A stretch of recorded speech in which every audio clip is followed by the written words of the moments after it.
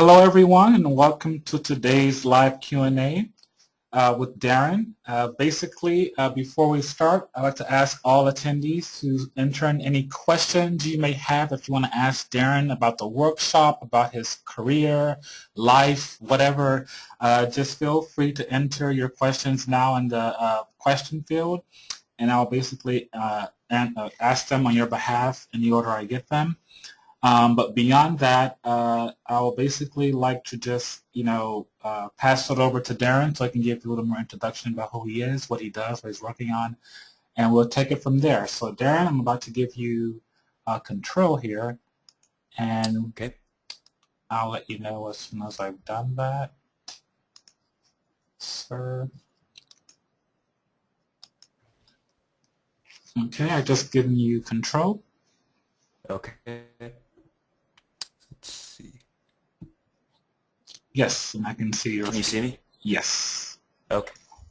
Hi everyone. Thanks for coming to this online seminar. My name's Darren Quach, and I am a principal concept artist at Insomniac Games right now. I started out my career.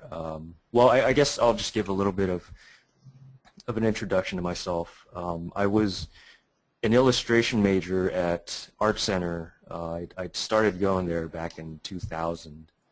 And at some point, a friend of mine who had already been a comic book artist for a while there, he was going to school at the same time. He was kind of doing comics and going to school at the same time. He kind of, he suggested, or he recommended me for a freelance gig doing environment designs for a small game company down in San Diego, California. So I took him up on that, and just started doing work. The stuff that we were doing were line drawings, just kind of like layout drawings for the level designs, and they hired me on full time. I was like, okay, I'm going to go work for a bit and go back to school at some point. And that pretty much was just like, the start of my career, I guess. No, I never really did go back to school. I was just like, I just started working in games and have been doing that pretty much ever since. So That's awesome. And actually, we have a few questions from Ismail. We'll start off with his first one. He asked, in your opinion, what 3 to 5 key points make for a solid environment design for video game levels and environments?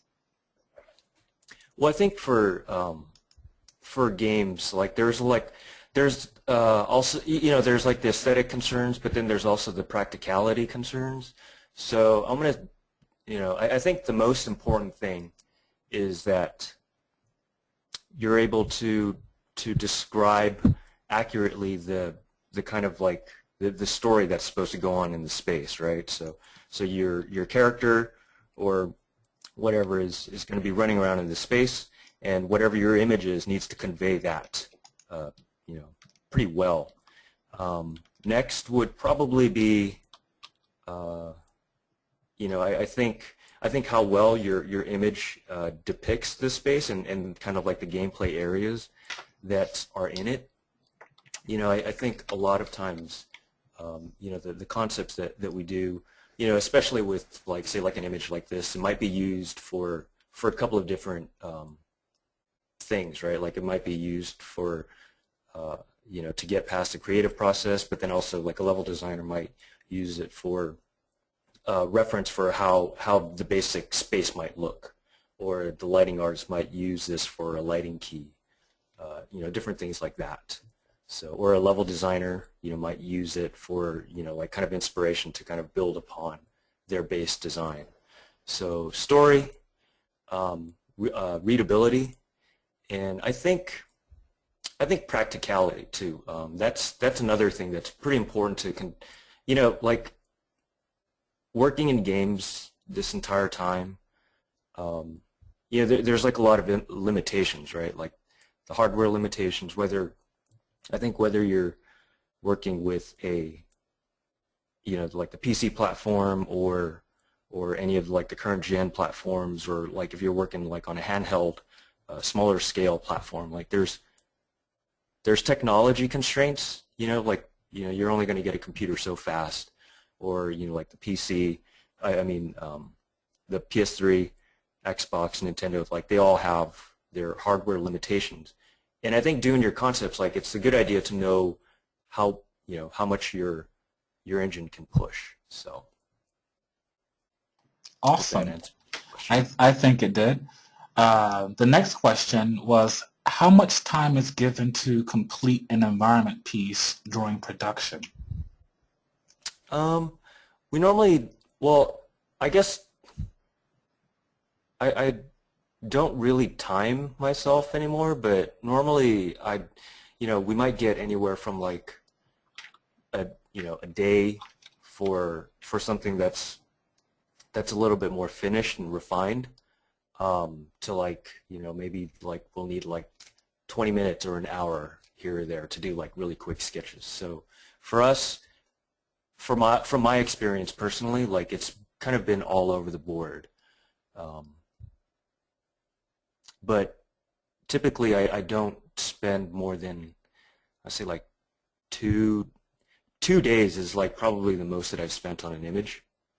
But then that being said, like I don't, like a lot of my images are still pretty loose compared to other kind of stuff that's out.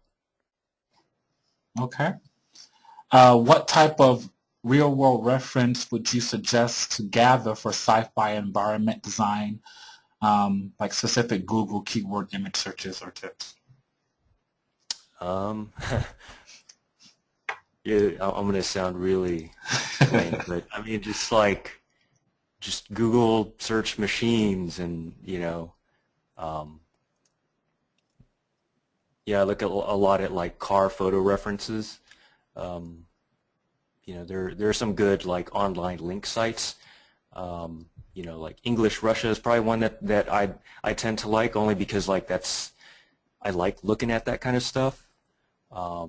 But yeah, like I mean I don't think there's like any specific keyword, but if there's something that interests you, just like do a search on that, read up on some of the sites, and then just like with any other kind of research, one thing kind of leads to the next, and like next thing you know, you've got like a pretty big library of stuff going on. So. So do you have like active bookmark that you have at all times with you, or you have like a folder you keep these images in, or? Yeah, I have my images stored on like an external that I've just collected over the years. Um, but I mean, at some point, I think it gets to be so much that it's easier just to open up Google Images and just start fresh. And I mean, I use Google Images as my start page. That's mainly what I'm online for. It's Right. for reference purposes. Awesome. The next question is, in your opinion, what are 3 to 5 essential elements an artist's portfolio must show to a video game studio? Oh, okay. 3 to 5 essential skill sets. I would just say be Um, general about it, but yeah, that was a question. Definitely a strong foundation skill set. So I'm being really broad, but like you really need to be able to draw, to paint, um, like your perspective, kind of skills need to hold up. Um, and so like one of them, yeah, like that's having a strong art foundation would be an essential skill, I would say. The next would be to have a strong design sensibility, and I think from once again, I'm speaking from my experience, but I've always worked on a project where I was trying to realize either an existing vision or develop somebody else's vision. So in that sense, I'm really just a commercial artist working for, my client, which is the companies or the people that I'm working for, um, and where the design skill is necessary for that is that, you need to be able to take, like something that's a paragraph or a word or written description and create visuals around that, and being able, like, let's say if you start working at a company with an established franchise, you need to be able to kind of pull out your design sensibility to deconstruct an existing franchise and then kind of, build upon that or make sure that that stays consistent, right? Like, like let's say, for example, if, I'll just kind of call out, the Ratchet and Clank series that we worked on. It has a certain sensibility to it. So as an artist, I needed to, kind of gear my artwork and create images that were appropriate for that universe. Like this image right here that you see probably wouldn't be appropriate for the Ratchet and Clank universe, let's say. So you need to be able to design on those terms. And then third, once again, speaking from experience, if you're going to be working on a team, I think being able to work with, to kind of collaborate on a team is kind of an essential skill set too. And that's something that I learned once I started working. Is like in school, it was always just it was always just about like what can you do as an artist, and it was it was very much focused on the individual. But working in a studio, or if you're on a team, or if you're working with a group, you're working towards the group's goals. So, and being able to work with like a variety of different people, like that's also very important. But yeah, I guess that's probably like that's pretty broad, but I think that gets to the heart of the question. Thank you, Darren. Our next question is from Giuseppe Troiano.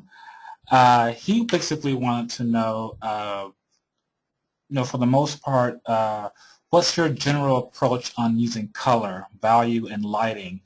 Maybe if you could explain how you approach design tasks like unique shape, language, style, originality, etc. Okay, that's a pretty involved question. Yeah. Yeah, multiple-part question. Okay, I guess I'll just go through step by step. Then hopefully it kind of explains a little bit about my work process. But what I do, like, okay, so I was always just kind of classically, I was trained as a draftsman. Like I always, like I always drew. So that's always something that I always that I've pulled into whatever work that I'm working on. So I guess I'll pull up some examples, some environment examples here. So with an environment like this one here,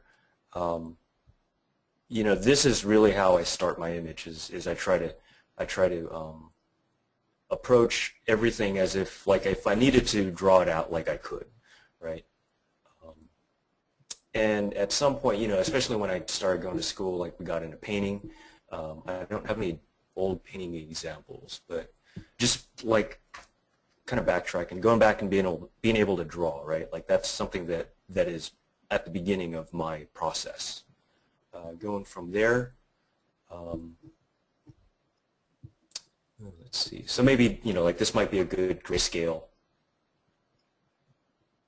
Part of my process is like at that point, then I start to build in the value structure, making sure that like the image reads from just a purely value point of view, and then after that, then that's kind of when I get into kind of like the color portions of it. So I guess it's pretty straightforward. Like there's no real kind of fancy methods that I have, But the one thing that I do rely on a lot is just kind of that history that I've had, just drawing a lot. So, okay. Actually, Ted, before we go on, actually I have an older image that I'll pull up. No problem. Take your time, sir. let's see. So I'll go through a little bit of my portfolio in a bit when we have time to. But I want to move forward with the questions. Make sure that you guys get the stuff that you need. Okay, and Darren, just so you know, there is a slight lag with what you're saying, what you're showing. So I would say rest on any images for a few seconds longer than you would, just so that people can relate to what you're talking about in reference to the actual image on screen.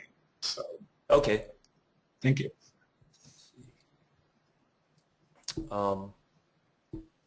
My computer's kind of lagging right now as well. Hopefully this kind of explains it. I'm sorry, can you guys see a webinar view? Like, is that obstructing your view? No. It's probably not. It's probably just on my end. Right. Okay, there it goes. Okay, so I start with, like, let's say this flamethrower that I designed for Ratchet and Clank Future. This is, you know, I teach a class, and I used to just show this as just a really quick example of my basic workflow in a nutshell, right? Like this is really condensed into just like the most basic elements. But I start with a line sketch. So it might look something like that. This has gone through a couple of different iterations, but at this point, it's a loose sketch. I understand what the basic forms are. Functionally, I'm pretty, you know, like it works. It's not clean, but it reads. So that's kind of step one, right, for me. And at that point, you know, this was drawn digitally, so you know, you can sketch on paper, or if you have a Cintiq, or if you have a Wacom tablet, or you know, like basically just like there's no real trick to getting this done, right? You have your sketch, and at that point, then I just like to bring it into Photoshop to clean up the line. So you know, it really is just taking the sketch that's underneath and sorry, my image is not refreshing for some reason.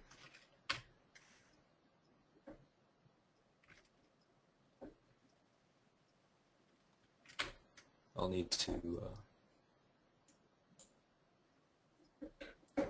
I need to move my, okay, so yeah, sorry about that. I need to No problem. We can still see everything that you have. So. Okay.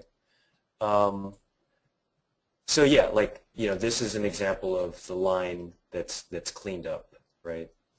At that point, then I pretty much just create a mask around the object and just paint right into it. So, you know, like all of the information has been resolved in the line work, and all the information has been resolved in the line work, and then it's just kind of coloring. It's almost just like, I don't want to say it's paint by numbers, but it's pretty close. Like you're just rendering on top of a solid line drawing. You know, this is pretty much in a nutshell how I work. Awesome. And actually, I think in a way you kind of address a question that CM Wong had. He was asking for everyday workflow processes about your Photoshop texture brushes, and if you could discuss that actually. So when you're coloring something like this, like how do you approach it as far as brushes and your actual technique?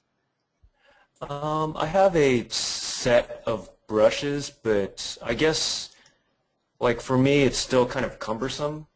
Let's see. I'm just going to open this stuff back up. Let's see if I can find an image where. So I'll use a combination of texture brushes that I really just create on the fly. Like what I do is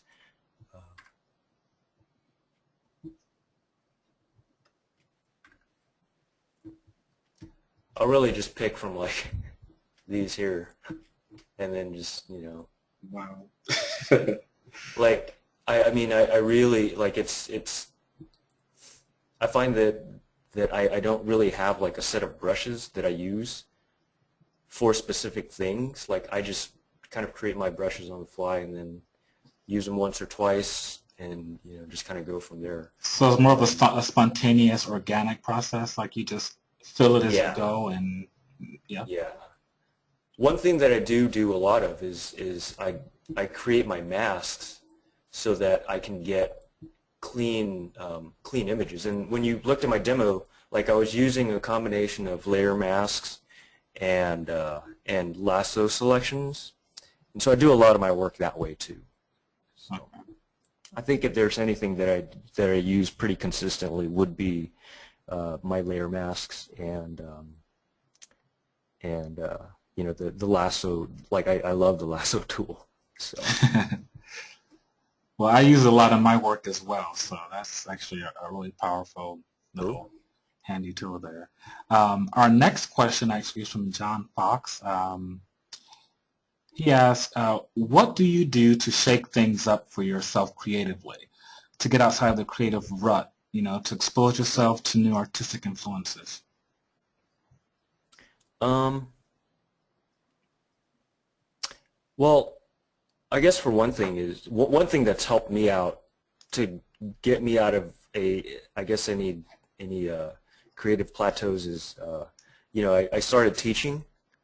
Um, Once I started teaching, I realized that you kind of have to really be on your toes because you're talking to a group of students who kind of are looking to get something from you. But then also at the same time, like I'm also surprised at some of the work that comes out because sometimes I'll see really cool stuff, and it's just getting a conversation that goes with the classwork. The classes that I teach, I try to make them interesting for me as well as my students, right? So then it ends up being something that we can hopefully, like a subject matter that we can geek out about. But I mean, I also have, like I have a group of friends and people that I hang out with where we kind of have similar interests, and that kind of keeps us going. I mean, I'm really into science fiction, so I read a lot of, sci-fi books. I try to do that as well, like just not only watching games or watching movies or playing games. I try to read quite a bit as well. So. Okay. I have a few questions that I've been compiling from other Q&As that I would like to just run past you. Mhm. What was your favorite project to work on and why? uh, okay, I'm gonna kind of sound like a fanboy. It's okay. Um, when I got hired on at Insomniac, I started on Ratchet and Clank Going Commando for the PlayStation 2. I think that was probably my favorite project because at the time I was like, oh man, I don't know if I'm gonna make it in. Like, I wasn't sure. And when they brought me on, like I'd played the first RC and I was like way into it. Um, and then it was like, all right, now I get to work on it. So I think for me it was getting to work on a project that I really liked. That was probably my favorite, Okay. or at least to me the most memorable. I can relate to that. Actually, one of my first commercial at a new studio, I mean, I did commercials for a while prior to going to Digital Domain, and actually my first commercial there was a Ratchet and Clank commercial. Tools of Oh, cool. Destruction, actually. So, Oh yeah, yeah, yeah. Okay, yeah, I remember yeah, I remember that one. Like he's running around blowing up Metropolis and stuff, and at the end, like he blows up all the fish head bots and stuff. exactly. So Yeah, I remember that. I was doing Cool. texture painting on that. So that was some years ago. You The know some next guys at the office. Oh, also, the next question I have is: do you think ZBrush is something that 2D artists should use to help themselves with their work and their craft? Um, ZBrush. Sure. I mean, I think for me, any of these programs, packages, like in the end, they're all tools to kind of get you, get your point across and to create your product. So I think for me, I came to the realization that any tool is perfectly valid. Like it's all valid. But at the same time, don't skip out on your foundation. Don't skip out on your foundation, kind of skill set and skip ahead. Like, for example, like you might want to try sculpting or if you can draw or sketch out your form of what you're thinking about before you throw it into ZBrush, that'll in general just make you a better artist, right?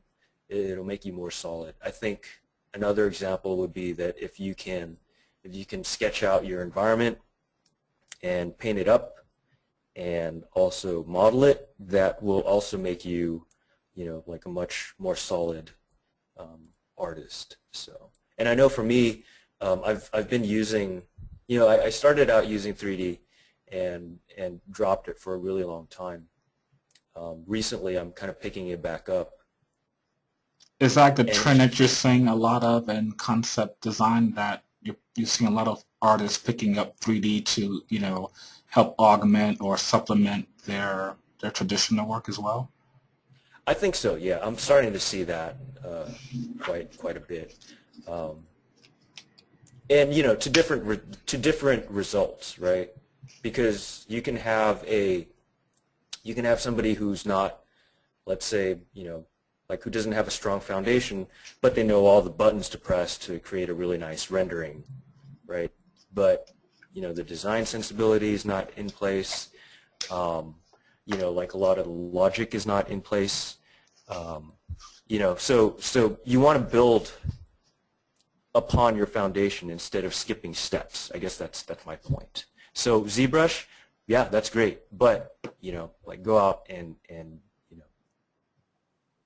don't just go straight to a digital package, I guess. So right. All of the kind of back end stuff is probably more important, because in the end, ZBrush, Photoshop, Painter, Maya, Max, whatever, like all of these are just tools. SketchUp, they're all just tools.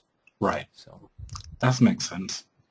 Ismail just wanted to say thanks, and he loves the live Q&A, and we thank you for joining us.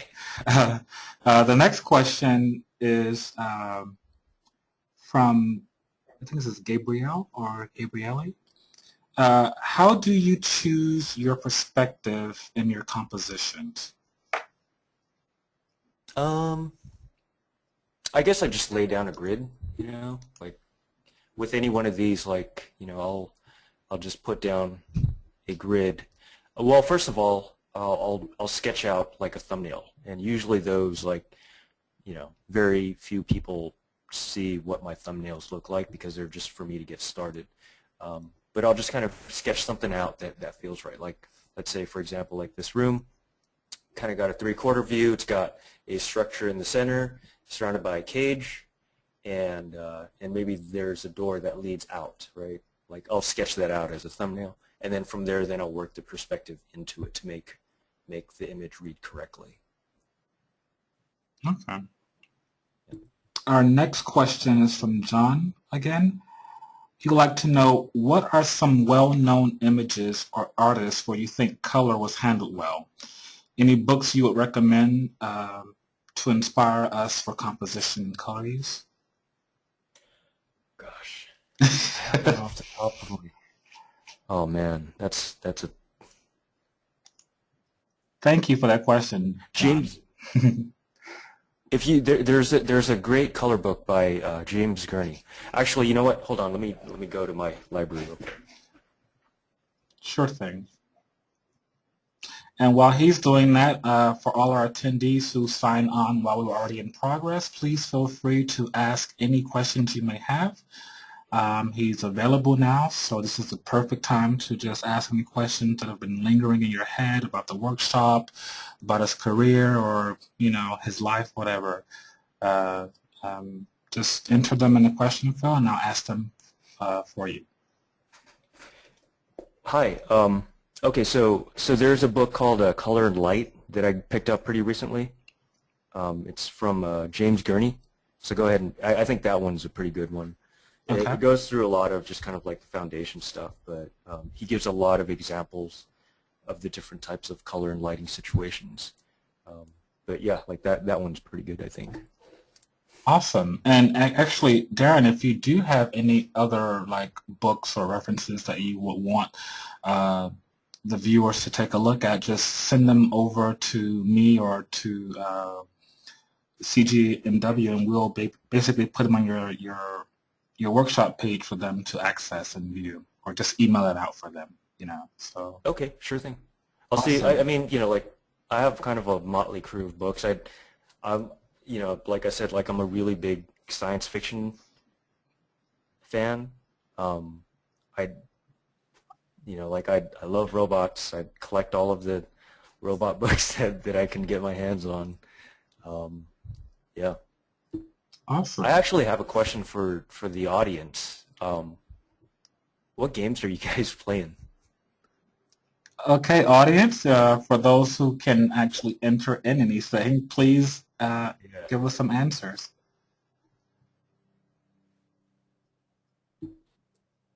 Wow, they're really Or also, spotting kind of now. what do you, like what do you enjoy about like the games that you play? Well, so far they've listed Bulletstorm, Dead Space 2, Left 4 Dead 2. Let's see here. Yep, I got 3 so far. Nick says Killzone 3, amazing environments. Uh-huh. Let's see. I know there's more of you out there. Okay. Well, in response to what they like about the game, some have answered the character/weapon design mainly. That was from Steve. Mm-hmm. Gabrielle or Gabriele says they're now playing Uncharted 2. Amazing. So yeah. Cool. Pretty diverse group here. Let me see. Yeah. Yeah. Yeah, I think one of the things, like one of the things as a gamer, I played probably too many games. I'd like to pick up all of the kind of like the big name titles that come out. But for me, I think as an artist and as a gamer, like it was always really cool to kind of build worlds. So that's part of my job that I think I enjoy the most is that, like I get to kind of participate in creating like these virtual worlds that the audience can interact with, right? Like it's always really neat, like, like with any of the open world games, right? You can run around, do whatever, kind of do whatever you want, pick your own play style, or, maybe some of the other games that are a little bit more cinematic or scripted, you feel like you're a participant instead of a bystander. You're kind of watching these events unfold in this virtual world that you get to participate in. And I think that was always really neat for me. The immersion, basically. Yeah, just like across the board, like with all of the games that that are out there, it's just you're participating. You're like in this experience. So whatever it is. Awesome. That's what I like to kind of geek out about. Perfectly fine. And these are some gorgeous illustrations and images you're showing us. Thanks. So this one in particular is like, this was what I was hired on to do at my first game job. So we had a map and you know, the producer said, okay, we need these areas sketched out. So taking a 2D map, like I just started to kind of sketch these out, these various environments. So I have like, these are just some scans that are left over. Like a lot of them, I don't know where they are now, but you know, this is kind of what I was doing at the very beginning of my career. Okay. So these were all just graphite on 11 by 17 vellum, just scanned in. So do you actually find yourself not doing it traditionally anymore, or are you like exclusively using Photoshop to illustrate, or do you also do traditional like pencil, graphite, or watercolor, or what have you? Well, I don't. I use like most of my work now is done digitally, but you know I'll still sketch. You know, still break out like the pencils. I don't really paint anymore. I don't know where all my old acrylic paintings were. I never really got a grasp of the oil medium. For some reason, that was just really tough. But acrylic was great because you know it's plastic. All the marks dry on top of each other. You can layer. That translated actually really well into picking up Photoshop. For me, it was just like Photoshop. You're just layering marks on top of each other, right? Right. Same thing with acrylics for me. Awesome. So. John has a question. He wanted to know what are some of your tricks for leading the viewer's eye in one of your concept art pieces? I try to pick like one kind of you know, I try to pick a focal point. You know, you want to have your image be about something, right? Like, let's say, for example, like this image here, my focal point is on the bridge and this semicircular kind of like holographic map. So I basically just kind of, you know, have that be the area of the highest contrast. This is where, you know, like a lot of the saturation is. And I just kind of craft my lines, design my lines so that they all kind of point to that. So that would be kind of one of the things that I do a lot with.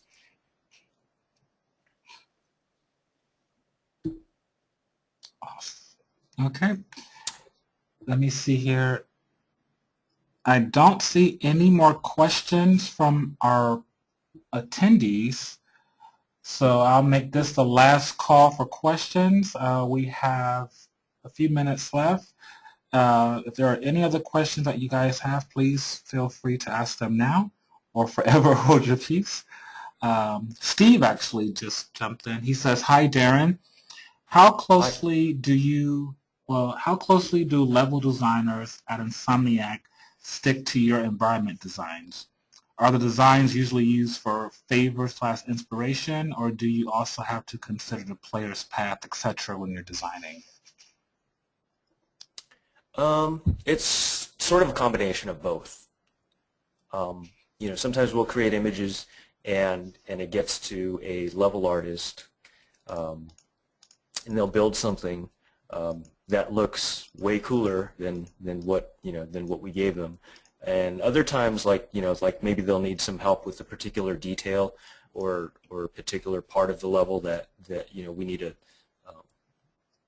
just refine much more. So it's a little bit of both, right? Because for us, like I guess we work pretty collaboratively. So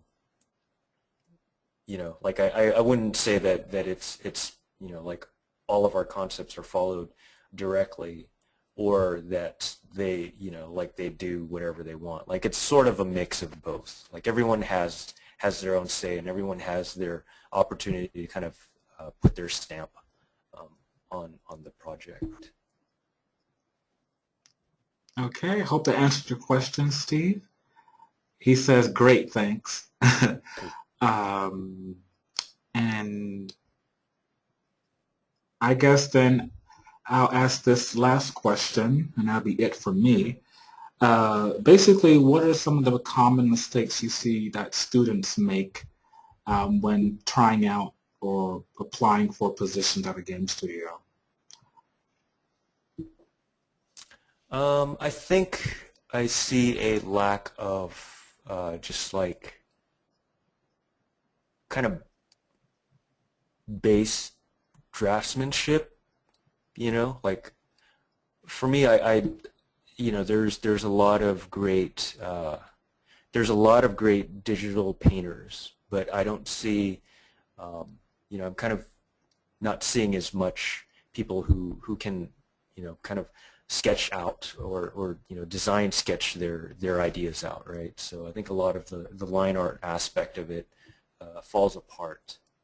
So where, like for us, especially in our environment, since it is so collaborative, we kind of have to count on everybody being able to hold up, hold their own. So, with all of our concept artists, like we all draw, really frequently. But just having that strong, kind of base and being able to describe the forms, and I see a lot of evocative mood paintings, but not enough production type drawings. I think that's a good point, actually, because when I see certain portfolios or just artist work, I don't see these types of illustrations that basically show the design, its functionality, and potential use for its intended purpose. In this case, a playable asset for a game, or what have you. So And that's the thing I want to, Ted. I mean, that's the thing that I want to stress too is that, because you're working on a team, if you're doing freelance or if you're not associated with your team, like if you're not talking to any of the modelers, hey, what like you don't really have a stake in it. But for like I think if you are going to be working on a team, and if any of you guys are modelers out there or have had to work with a piece of concept that you look at and you're like, how do I build this, right? Like that, like I work really closely with modelers, and like a lot of my friends are 3D modelers, and like we just try to take care of each other, right? Like if I could help make my buddy's job easier, and he's counting on me, then yeah, like I'll do that. You don't want to hand off like like this is a pretty loose ass sketch, but like you want to be able to hand stuff off that production can use, production ready, production drawings, I guess. So. awesome. Like somebody needs to be able to look at it and be able to build something from it. Very cool, the negotiator. um, the next question, I actually have a few questions. Where were you guys before? The next question is from John. Are there any magazine or newsletters you subscribe to? Example, Imagine Effects, etc. No, I don't. I read all my articles online. Oh, there you go, John. Yeah. I'll pick them up. Like people will bring them in. I'll take a look at them, but for the most part, I guess yeah, I go online for my news. Okay. The next question is from Phil. Phil asks, what's the deadline like for a finished concept illustration? What is the deadline? I'm assuming he's asking as far as when you're making a complete or final beauty render of a particular concept, like how much time are you given, I would suspect. Like, I guess it depends on the complexity of the illustration, right? Like if it's a finished kind of production painting, then yeah, like I might spend like upwards of like 2 days. And then if it, like just through like iterations or feedback, it might go a little bit longer. But, like let's say if it was a prop like this, it's really just to kind of get it up to a point where we can hand it off to production and then move on to the next, move on to the next thing. Does that kind of answer the question? I think. I believe so. Phil, just let me know if that answered your question. I think it did, so we'll move on to the next question. He says yes, it did. Thank you, Phil. Okay. Yeah, like for us, like like we move on, kind of a very brisk pace. So whatever kind of gets that, whatever keeps that pacing like just really quick. We don't spend unnecessary time rendering out something that has gotten the point across, sufficiently. So That makes sense. The next question is from Ismail. Uh, is there any particular terms a concept artist needs to be aware of when doing production work?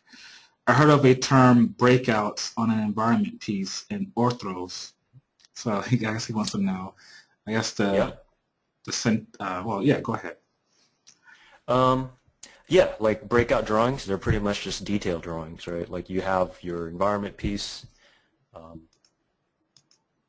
See if I can pull this down without making my computer crash here.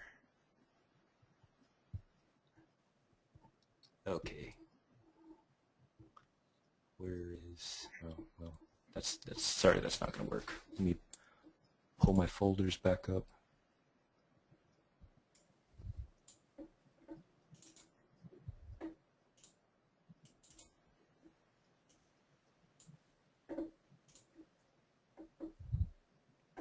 I don't have any examples of like any breakout details, but for example, like if you said, paint this, I'm like, okay, that's great, but what's the detail of this kind of platform area? Like what is that? Then you would do a breakout of that, and that essentially is just a detail, something that's more refined, piece of artwork that's more refined and kind of solves some of the questions that might happen in a particular area. Orthographics is something else that we like. That's also a pretty big part of my job, I guess. And those are just here's a set of orthographics. It's just a set of projection-ready images that a modeler can project into like their 3D package environment and then just model on top of. So front, top, side views, cutaways. Are those difficult to illustrate, or are they just the same as any other piece you're working on? I think these are really important because this is what is going. This is much closer than like let's say a 3/4 view, right? Because you're eliminating all the perspective inaccuracies, and but technically, are also, they more difficult for you to illustrate? I don't think so, because by the time I get to this point, like I already know what my design is, so there's not that much invention that's going on. Right. Because for me, like what I like to do is going back to having a strong drafting foundation is that you can sketch it out, and you can sketch out like all of the forms, and describe it in line.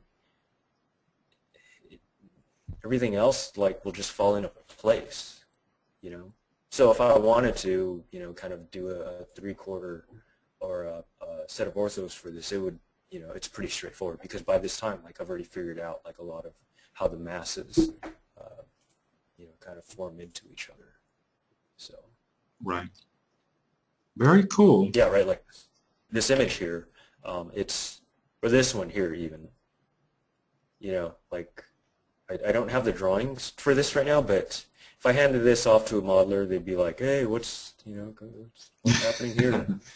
Oh, what's that dark spot? Oh, you got like some like, fancy like brush strokes here, but what's that mean?" And then at that point, then you would get them a detailed drawing, which often is a breakout or an orthographic. So. Right. Awesome. Well, I think actually you, in that particular answer, or previous two answers, you actually answered the questions I had yet to ask from a couple of people here. Okay. Basically asking, do you have to do orthographic views for environments during production? Which you pretty much said they're pretty, essential. So yes. I think so. It also depends on the team that you're working with. Right. Like, just know that if you're going to do concept art and if you're going to pursue this commercial field, everybody works differently, right? So, even for me, from my experiences, I've worked with artists, just kind of ranging from somebody who needs very tight orthographics to somebody else who I can just do, like chicken scratch for on a napkin, and then they would build something amazing. So yeah, be ready to be in a situation where you're kind of required to do a lot of tighter artwork. You know, better to be prepared than not. And I think our last question for today is, and I think you may have in a way already answered this one, but I'll ask it again. It Okay. says, talking about your compositions, and this is from Gabriele, how do you choose your light or light sources, I guess? How do I choose my light sources? I try to pick the lighting situation that will kind of get the mood across. Like lighting for me has a lot to do with getting a certain feel across for um, the scene, right? Like if it's let me see if I can find an example.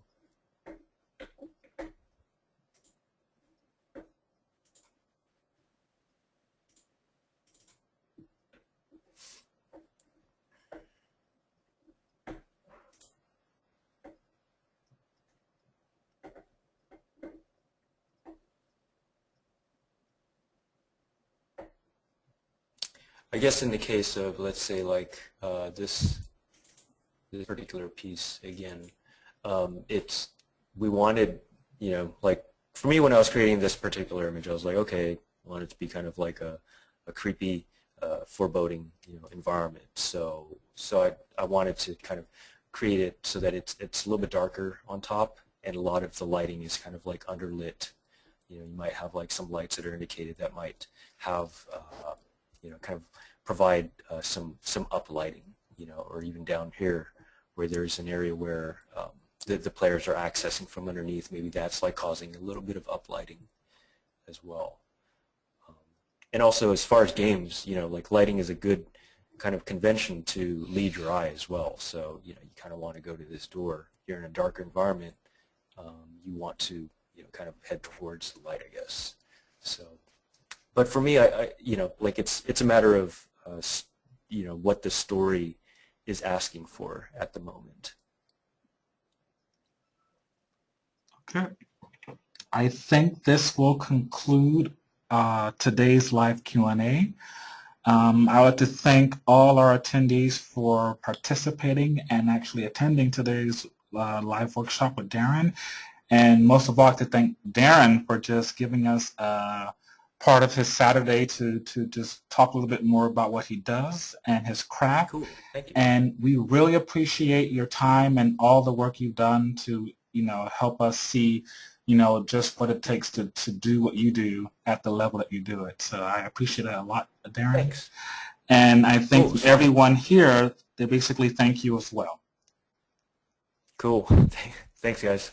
So without any further ado, I bid you all a happy weekend. And for those of you who are still interested, we have other workshops available online for purchase. So feel free to take a look at those, some past workshops as well. And yeah, and stay tuned for Louis' workshop tomorrow at 1 p.m. So for those of you who purchased his workshop and want to participate in that live Q&A, it'll be going on as well.